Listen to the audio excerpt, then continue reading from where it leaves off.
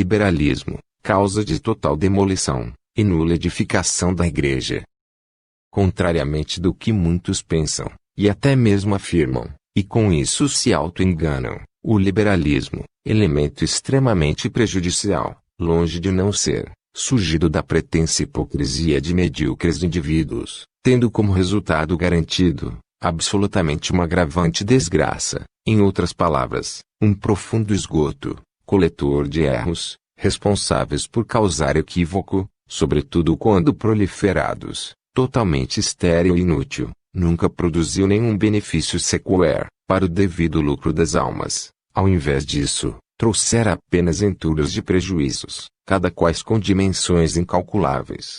Acerca do que se diz respeita, sobre o elemento em questão, existente e atuante, o que é óbvio, porém, irreal e oculto, diante de muitos, inicialmente naturalismo, embora tenha iniciado também vinculado como renascimento, do qual visavam recuperar o patrimônio pertencente das antigas culturas pagãs, sobretudo, a cultura grega, cuja arte, depositava maior afeição, para com isso conseguir conduzir, todos para uma elevação exagerada do homem, acima da necessidade do mesmo, pela busca da divina graça, além de sua destinação ao patamar sobrenatural do qual deveria pertencer, pelas então benfeitorias e grandezas oferecidas pela natureza, surgia então o liberalismo, praticamente com quase total exatidão, como conhecido atualmente, pouco a pouco adquiria seus fatores constituintes, conforme o tempo passava sofria evoluções deixando cada vez mais disposto, desse modo, o liberalismo já formado em sua essência, consistindo na independência em relação a Deus, do qual ao longo do decurso, adquiria resistência, além de espaço alcançado para conseguir melhor desempenho direto em sua atuação, tanto a primeira como também o seguinte, foram-lhe oferecidos de bandeja, espontaneamente pelo Concílio Vaticano II, totalmente invadido e dominado pelo liberalismo. Ademais, não deveria nenhum católico deixar de defender, um só instante sequer, a devida e necessária censura do erro, do engano e da confusão, alastrados diretamente dos resultados obtidos, pelos liberalistas, inimigos declarados da Igreja, agrupamento de tolos, dos quais defendem a autonomia completa da expressão individual, pela espontânea busca e livre escolha da verdade e integridade.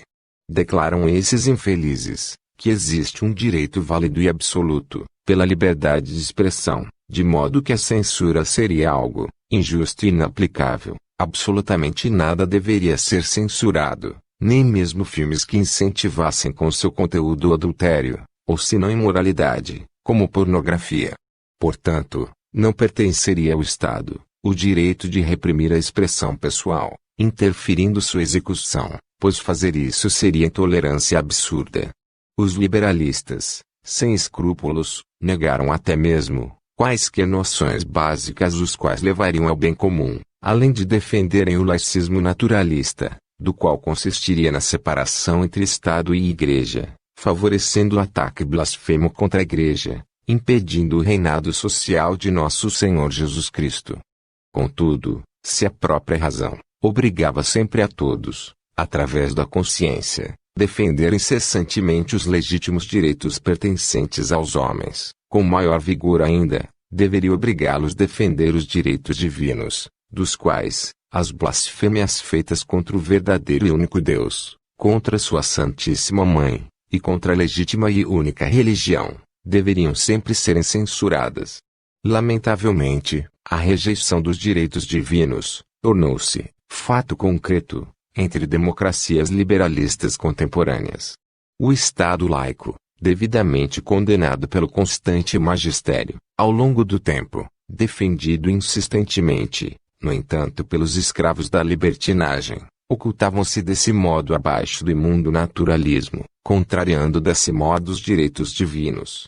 A liberdade definida, conforme os princípios liberais, seria nada mais do que a possibilidade de optar por uma escolha entre diversos bens, e não mais pela direta decisão entre o bom e o mal.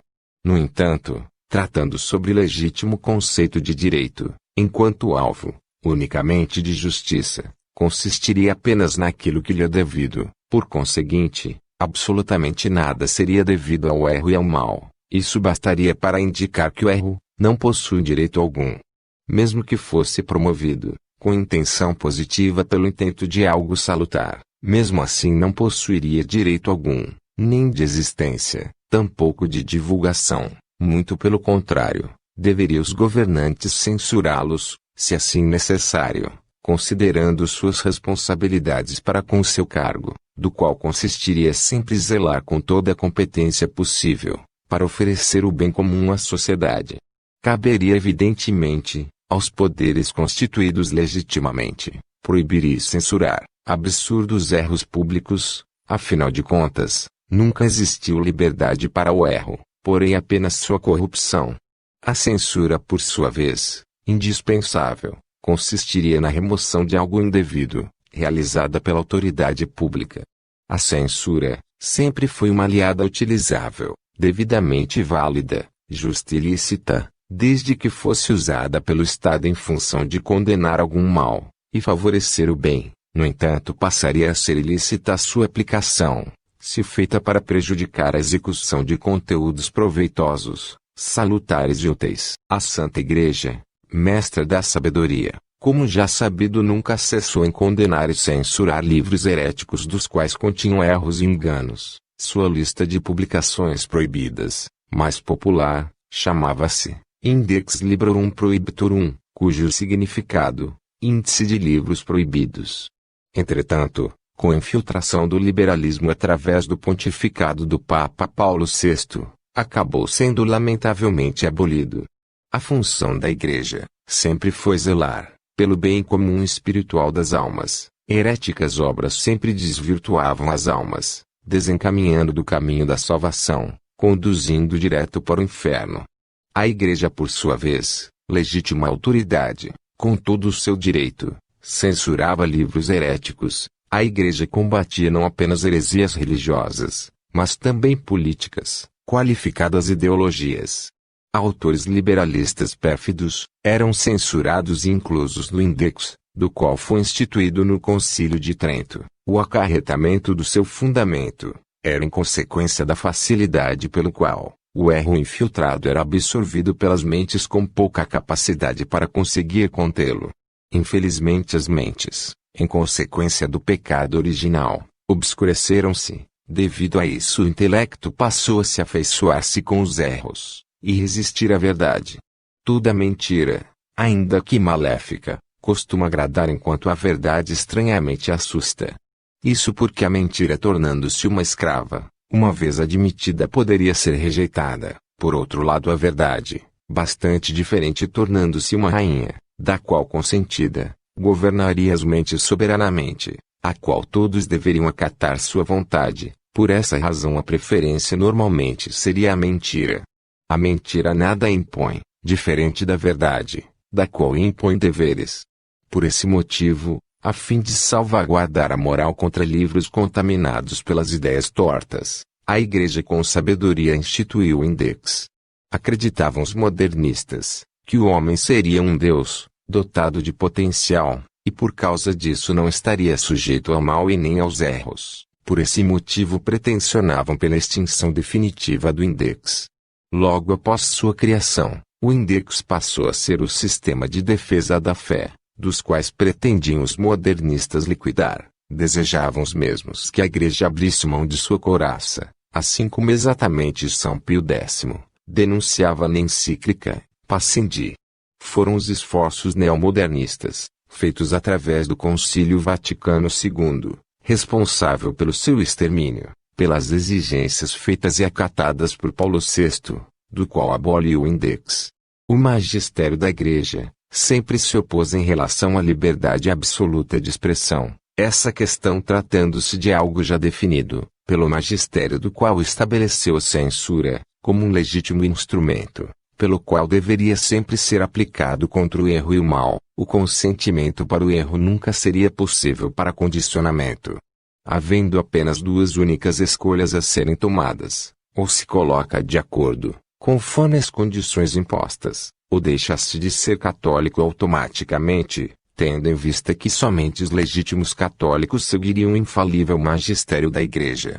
Esse ensinamento magisterial foi ininterruptamente ensinado por diversos pontífices e transmitido pelos bispos do mundo, integrando desse modo o magistério ordinário universal infalível. Além disso, por diversas ocasiões, a censura foi utilizada também em vereditos solenes, pelos papas, os quais exerciam autoridade infalível para censurar obras heréticas infrutíferas. Existentes documentos magisteriais foram unânimes em condenar a liberdade ao erro denominada pelos liberalistas, direito de liberdade de expressão absoluta. Para então conseguir confirmar esse fato, basta-se conferir os seguintes: mirarivus, quanta cura, syllabus, libertas praestantissimum, immortale Dei, ou qualquer outro documento anterior ao Concílio Vaticano II, isto é, antes do liberalismo infiltrar-se entre a hierarquia. Entretanto, algo deve ser esclarecido quanto a isso. O Concílio Vaticano II não exerceu magistério infalível, apenas o menor grau possível, pelo qual conjecturou assentimento condicionado. Apesar que o próprio concílio assumira que a liberdade de expressão nunca foi absoluta. São João Crisóstomo, patriarca de Constantinopla, declara o seguinte a respeito: tolerância mundana não é virtude, mas paixão desordenada pelo respeito humano. Não julgueis, dizem os ímpios, eu porém vos digo, se em público ouves alguém que blasfema contra Deus, vai a ele, repreende-o com severidade, e se necessário, não duvides em golpeá-lo. Dá-lhe uma bofetada no rosto, fere-lhe a boca, santifique a tua mão com a pancada. E se um juiz lhe inquirir, diga-o, se punem gravemente uma ofensa contra um rei, governante, muito mais severamente deve ser punido aquele que insulta o Rei dos Anjos. Fonte: Homilias sobre as Estátuas, 1, número 32. Portanto, o liberalismo, lamaçal imundo, deve ser devidamente rejeitado, pois assim como a lama sujaria evidentemente quem tem entrado em contato consigo mesma, assim ocorreria com o liberalismo caso alguém, quem quer que seja, ousasse integrar ao mesmo.